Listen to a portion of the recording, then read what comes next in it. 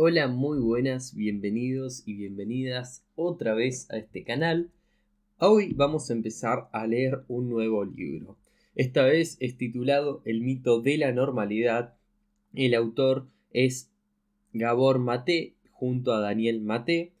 Y bueno, el título, como dije recién, El mito de la normalidad, trauma, enfermedad y curación en una cultura tóxica. Así que empecemos. Nota del autor. En este libro no hay personajes combinados ni ficticios. Todas las anécdotas que se relatan son de personas reales y sus palabras, procedentes de entrevistas transcriptas, se reproducen con precisión, sin más correcciones que las que exige la claridad. Cuando se utiliza solo un nombre de pila, se trata de un seudónimo encaminado a proteger la intimidad del entrevistado, a petición suya. En estos casos es posible que se hayan modificado ligeramente algunos datos biográficos. Cuando se mencionan el nombre y el apellido, la identidad es real. Tengo algo que aclarar sobre la autoría. Mi hijo Daniel colaboró en la escritura de este libro. Por lo general, cuando se emplea la palabra con al identificar a los autores, la finalidad es indicar que quien la tiene ante su nombre se encargó de dar forma escrita a las ideas del autor principal. No ha sido así en este caso. Yo escribí la primera versión de la mayoría de los capítulos y Daniel la repasó para mejorar el estilo o el tono y para aportar claridad, accesibilidad y muchas veces ideas de cosecha propia. En ocasiones, cuando me atascaba y no sabía qué decir o cómo decirlo, él tomaba las riendas de la escritura provisionalmente para redactar una sección o un capítulo basándose en el material recopilado y esbozado por mí. En todos los casos nos pasábamos los capítulos tantas veces como hiciera falta hasta quedar satisfechos los dos. La estructura y la organización del libro también son producto en gran medida de la colaboración continuada entre nosotros, desde la elaboración de la propuesta hasta el manuscrito definitivo. Así pues, aunque la autoría del libro está distribuida de forma desigual, ya que refleja mi trabajo, investigación, análisis y experiencia, se puede decir que lo escribimos a medias. Yo no habría estado a la altura de la tarea sin la sobresaliente cooperación de Daniel.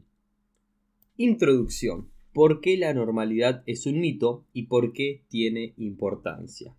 El hecho de que millones de personas compartan los mismos vicios no se convierte o no convierte esos vicios en virtudes. El hecho de que compartan muchos errores no convierte los errores en verdades. Y el hecho de que millones de personas comparan las mismas formas de patología mental no hace que esas formas estén cuerdas. Esto lo dijo Erich Fromm hacia una sociedad sana. Ahora sí empezamos. En la sociedad más obsesionada por la salud de la historia, hay muchas cosas que no marchan bien. La salud y el bienestar se han convertido en una obsesión moderna. Industrias multimillonarias se nutren de la inversión continua, mental y emocional, y ni que decir financiera, en el afán interminable de comer mejor, parecer más joven, vivir más años o sentir más vitalidad, o simplemente de sufrir menos síntomas. Nos encontramos supuestos bombazos informativos con grandes innovaciones en salud, en las portadas de las revistas, en los reportajes televisivos, en la omnipresente publicidad y en la avalancha cotidiana de contenido viral en línea, siempre presionándonos con este o aquel método de automejora. Hacemos lo posible por seguir el ritmo. Tomamos suplementos, nos apuntamos a yoga, seguimos una dieta tras otra, pagamos por pruebas genéticas, seguimos estrategias para prevenir el cáncer o la demencia y buscamos asesoría médica o terapias alternativas para dolencias corporales, psicológicas y espirituales. Sin embargo, nuestra salud colectiva se está deteriorando. ¿Qué ocurre? ¿Qué sentido podemos dar al hecho de que en nuestro mundo moderno, en la cima del ingenio y la innovación en medicina, veamos más y más enfermedades físicas y mentales, así como adicciones? Y más aún, ¿cómo es que no estamos más alarmados en caso de que no nos demos cuenta? ¿Y cómo vamos a encontrar la forma de prevenir y curar las innumerables afecciones que sufrimos, incluso si dejamos de lado las catástrofes esporádicas como fue la pandemia COVID-19? En mis más de 3 decenios de ejercicio de la medicina, en trabajos tan variopintos como traer niños al mundo o gestionar una unidad de cuidados paliativos, siempre me llamaron la atención las relaciones entre lo personal y los contextos sociales y emocionales en que se desarrollan nuestras vidas y en las que se presentan la salud o la enfermedad. Esta curiosidad, que quizá debería llamar fascinación, hizo que acabase por profundizar en la ciencia puntera que tan elegantemente ha delineado dichas relaciones. En mis libros anteriores exploraba algunas de estas conexiones y su manifestación en dolencias concretas, como el trastorno de déficit de atención con hiperactividad, o sea, TDAH, el cáncer, todo tipo de enfermedades autoinmunes y las adicciones. También he escrito sobre el desarrollo infantil, el periodo formativo que en mayor medida determina nuestras vidas. Este libro, El mito de la normalidad, pone sus miras en algo mucho más general y ha acabado por convencerme de que detrás de toda epidemia de dolencias crónicas, mentales y físicas que campa a sus anchas en la actualidad, hay algo que no marcha bien en nuestra cultura como tal, que genera la riestra de padecimientos que sufrimos y además, y esto es importante, los puntos ciegos ideológicos que nos impiden ver con claridad la situación en que nos encontramos y por ende hacer algo por remediarla. Estos puntos ciegos, preponderantes en toda cultura, pero endémicos hasta extremos trágicos en mi profesión, nos mantienen en la ignorancia de las conexiones que enlazan nuestra salud con nuestra vida social y emocional. Dicho de otra forma, una enfermedad crónica, sea mental o física, tiene mucho más de función o característica de la forma en que son las cosas que de anomalía. Es una consecuencia de nuestra manera de vivir, no una aberración misteriosa. La expresión cultura tóxica, empleada en el subtítulo de este libro, puede apuntar a cosas como la polución medioambiental, tan preponderante desde el albor de la era industrial y tan nociva para la salud humana. Tenemos desde partículas de amianato hasta monóxido de carbono por doquier. De hecho, nos faltan toxinas reales, físicas, en nuestro entorno. También podríamos entender tóxica en su sentido más contemporáneo, perteneciente a la psicología pop, la difusión de la negatividad, la desconfianza, la hostilidad y la polarización que, incuestionablemente, tipifican el momento sociopolítico actual. Sin duda, podemos aunar estos dos significados en nuestro debate, pero con cultura tóxica pretendo caracterizar algo incluso más amplio y más profundamente arraigado, la totalidad del contexto de estructuras sociales, sistemas de creencias, cosas que dan por supuestas y valores que nos rodean y que necesariamente se infiltran en todos los aspectos de nuestras vidas. Que la vida social influye en la salud no es ninguna novedad, pero nunca ha sido más apremiante que lo reconozcamos.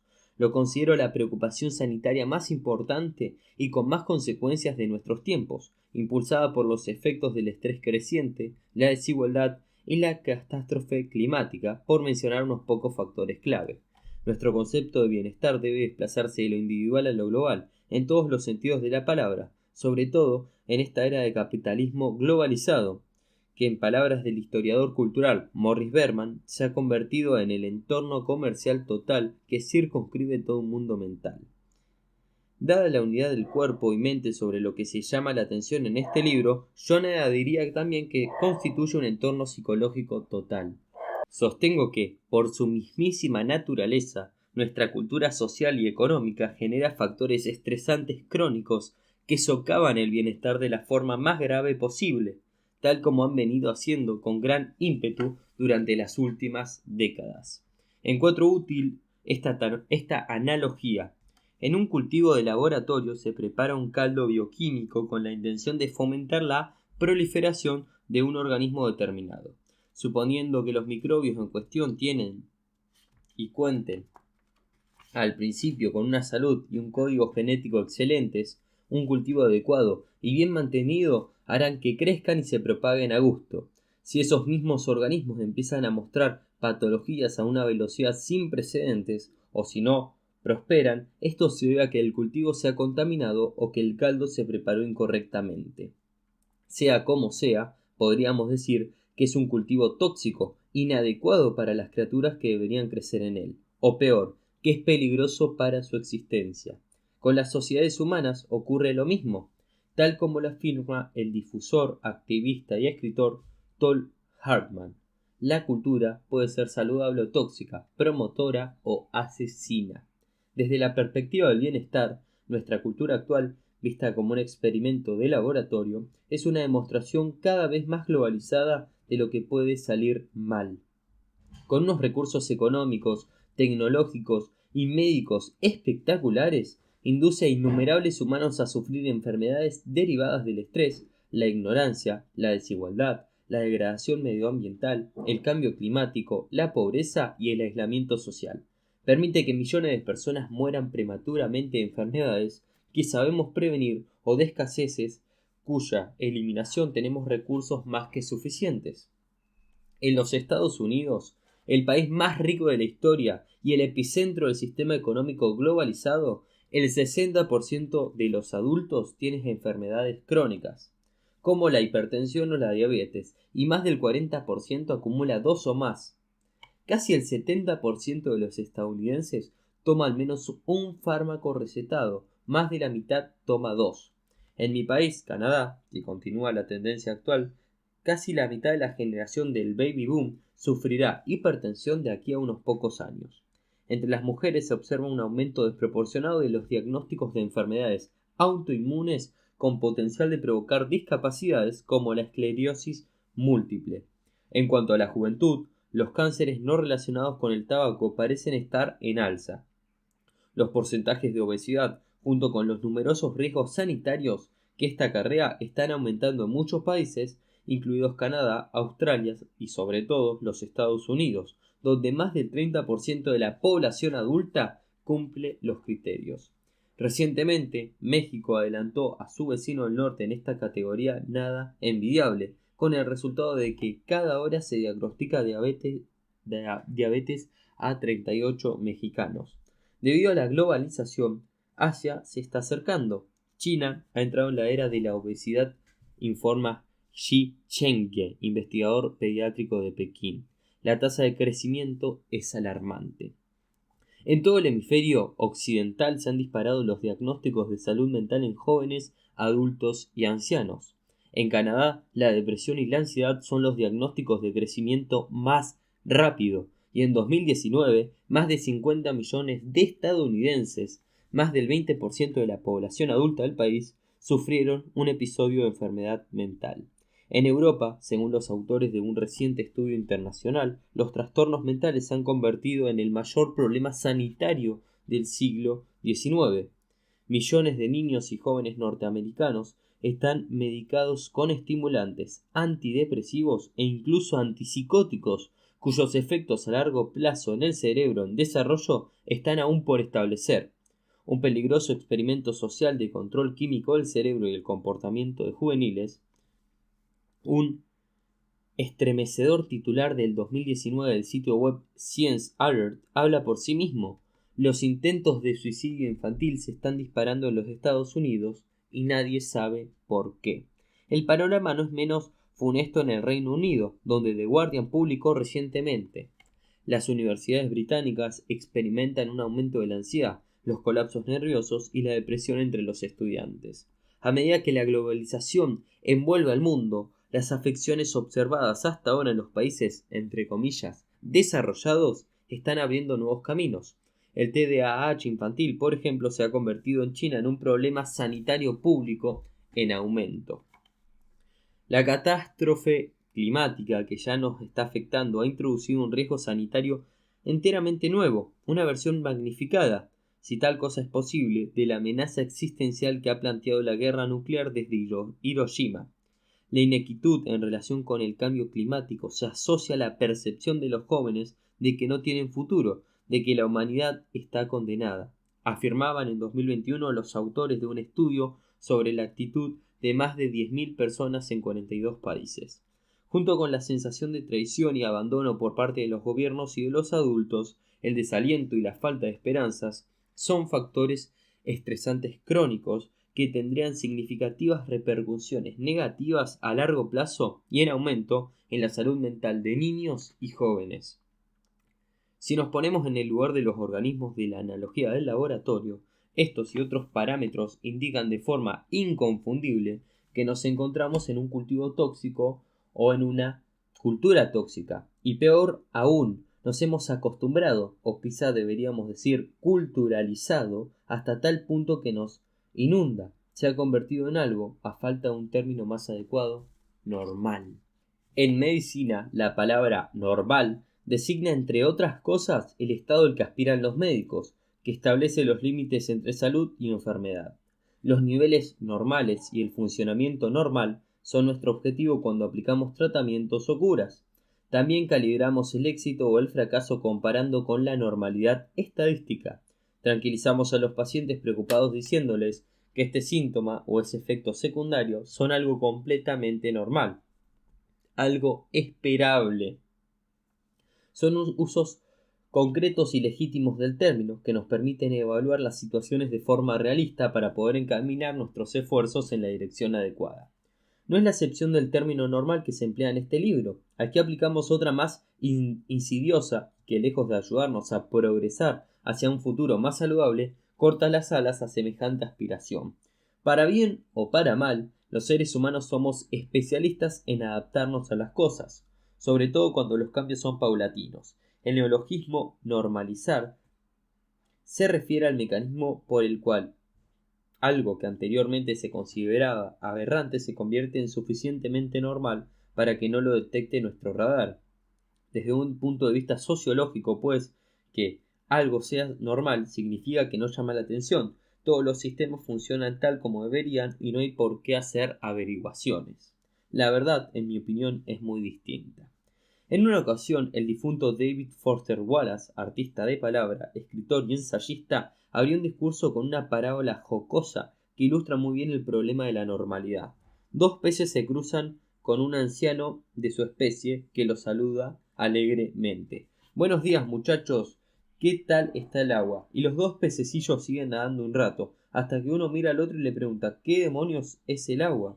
La intención de Wallace era que su público reflexionara sobre el hecho de que las realidades más obvias, ubicuas e importantes son muchas veces aquellas que más nos cuesta ver y sobre todo lo que más nos cuesta hablar.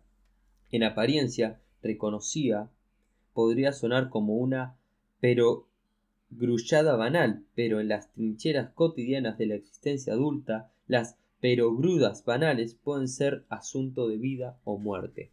Wallace podría haber estado expresando la tesis de este libro, de hecho, la vida y la muerte de cada ser humano, su calidad y en muchas ocasiones su duración, están íntimamente ligadas a los aspectos de la sociedad moderna, que más nos cuesta ver y sobre todo los que más nos cuesta hablar, fenómenos que, como el agua para los peces, resultan demasiado amplios y demasiado cercanos para apreciarlos. Dicho de otra forma, esas características de la vida cotidiana que nos parecen normales son las que nos impiden a gritos nuestro escrutinio. Este es mi argumento central. Por lo tanto, mi principal intención es ofrecer una forma nueva de ver esos fenómenos y hablar sobre ellos, de sacarlos del fondo para llevarlos al primer plano y así poder ponerles cuanto antes ese remedio que tanto necesitan. Arguiré que mucho de lo que pasa por normal en nuestra sociedad no es sano ni natural y que cumplir los criterios de normalidad de la sociedad moderna consiste, en muchos sentidos, en ajustarse a requisitos profundamente anormales en lo relativo a nuestras necesidades naturales. Esto es nocivos y dañinos a nivel psicológico, mental e incluso espiritual. Si pudiéramos empezar a ver gran parte de la enfermedad no como un desafortunado incidente o un asiego misterio, sino como la consecuencia esperable y por lo tanto normal de las circunstancias anormales y antinaturales, las implicaciones en forma de abordar todo lo relacionado con la salud serían revolucionarias.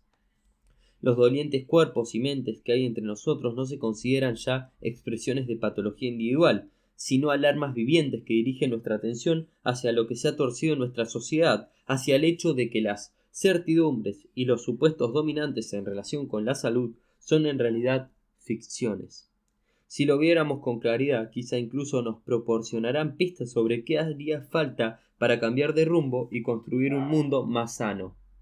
Mucho más que la falta de conocimientos tecnológicos fondos suficientes o descubrimientos, el principal impedimento para fomentar un mundo más sano, incluso para corregir lo que sabemos que está mal, es la idea sagrada de la normalidad que predomina en nuestra cultura.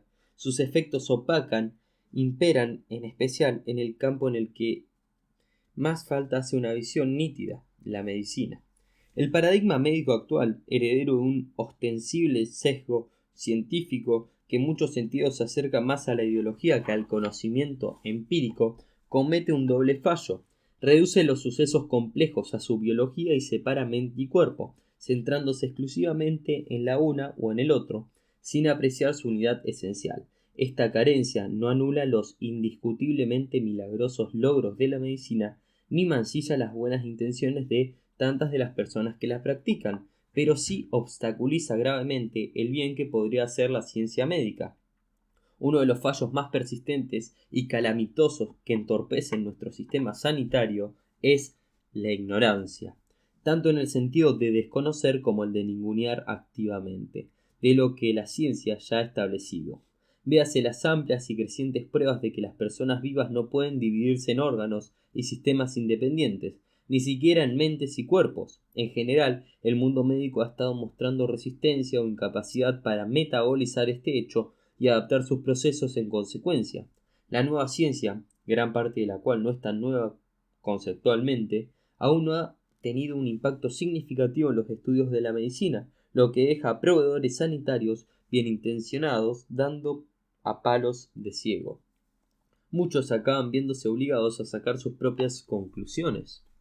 En mi caso, el proceso de unir las piezas empezó hace varios decenios, cuando, siguiendo mi intuición, fui más allá del repertorio estándar de áridas preguntas médicas sobre síntomas e historial y empecé a interrogar a mis pacientes sobre el contexto general de sus enfermedades, sus vidas.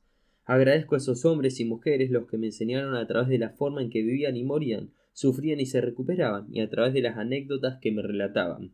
El eje central, que coincide a la perfección con lo que muestra la ciencia, es este. La salud y la enfermedad no son estados aleatorios de un cuerpo o de una parte de éste, sino que son expresiones de toda una vida vivida y que no se puede entender de forma aislada. Viene influenciada por, o mejor surge de, un entramado de circunstancias, relaciones, sucesos y experiencias. Por supuesto, tenemos motivos para celebrar los asombrosos avances médicos de los 2 siglos pasados, así como la incansable fortaleza y el sobresaliente intelecto de aquellos cuyo trabajo nos permitió dar pasos de gigante en muchos y diversos campos de la sanidad humana. Por poner solo un ejemplo, según los Centros para el Control y Prevención de Enfermedades estadounidenses, la incidencia de la poliomielitis, una espantosa enfermedad que mataba o mutilaba a innumerables niños hace tan solo 2 o 3 generaciones, se ha reducido en más del 99% desde 1988. Es probable que la mayoría de los niños actuales ni siquiera hayan oído hablar de esa enfermedad.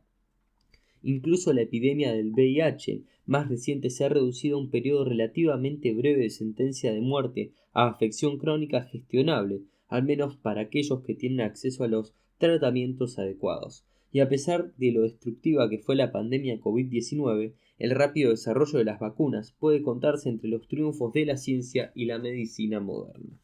El problema de las buenas noticias como estas, y son noticias muy buenas, es que fomentan la reconfortante convicción de que en general avanzamos hacia un nivel de vida más saludable, nos infunden una falsa pasividad. El panorama real es bastante distinto.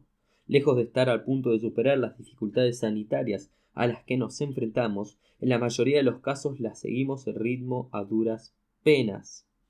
Muchas veces no podemos hacer otra cosa que mitigar los síntomas quirúrgica o farmacológicamente o con una combinación de ambos métodos. Por afortunados que sean los avances médicos y por fructífera que pueda ser la investigación, el problema no deriva de la escasez de datos, tecnología o técnicas, sino de una perspectiva empobrecida y obsoleta que no nos permite procesar lo que vemos. Aquí pretendo ofrecer una distinta que, en mi opinión, aporta grandes posibilidades para establecer un paradigma más saludable, una nueva visión de la normalidad que fomente lo mejor de lo que somos. Este libro sigue los círculos concéntricos de causa, conexión y consecuencia que influyen en los sanos o enfermos que estamos, empezando por el principio, al nivel de la biología humana, y después examinando las estrechas relaciones dentro de las cuales se desarrollan nuestros cuerpos, cerebros y personalidades. Iremos avanzando hacia las dimensiones más amplias de nuestra existencia colectiva, es decir, la socioeconómica y la política.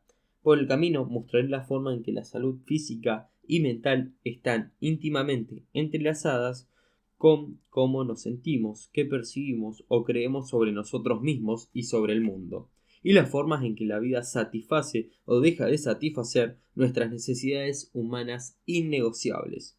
Dado que el trauma es una capa básica de la experiencia humana moderna, pero por lo general se pasa por alto o se malinterpreta, empezaré por una definición de trabajo que sentará las bases de todo lo que le sigue. En todas las etapas, mi tarea consiste en levantar el velo del conocimiento común y de la sabiduría inculcada, considerando lo que nos dicen la ciencia y la observación detenida, con intención de derribar los mitos que mantienen el status quo anclado en su lugar. Como en mis libros anteriores, la ciencia y sus repercusiones sanitarias se mostrarán mediante historias reales y estudios de caso de personas que han tenido la generosidad de compartir conmigo parte de sus viajes por la salud y la enfermedad, van desde ligeramente sorprendentes hasta las verdaderamente increíbles, desde las conmovedoras hasta las inspiradoras. Sí, inspiradoras, porque todas las noticias difíciles tienen una moraleja alentadora. Cuando podemos observar imparcialmente lo que, como cultura, hemos normalizado sobre la salud y la enfermedad, y nos damos cuenta de que en realidad no es así como las cosas deberían ser o están destinadas a ser, surge la posibilidad de volver a lo que la naturaleza nos marcó desde un principio. De ahí la curación mencionada en el subtítulo. Una vez que decidimos ver con claridad cómo son las cosas, el proceso de curación, entendida como regreso a la plenitud, puede empezar. Esta afirmación no contiene ninguna promesa de curación milagrosa, sino simplemente el reconocimiento de que cada uno de nosotros contiene posibilidades aún inimaginadas de salud, posibilidades que no se revelan hasta que nos enfrentamos a los mitos engañosos y los derribamos. Si se nos puede aplicar como individuos, también deberá aplicárselo como especie. La curación no está garantizada, pero sí disponible. A estas alturas de la historia de la Tierra, no es ninguna exageración decir que también es necesaria. Todo lo que he visto y aprendido a lo largo de los años me convence de que la tenemos adentro.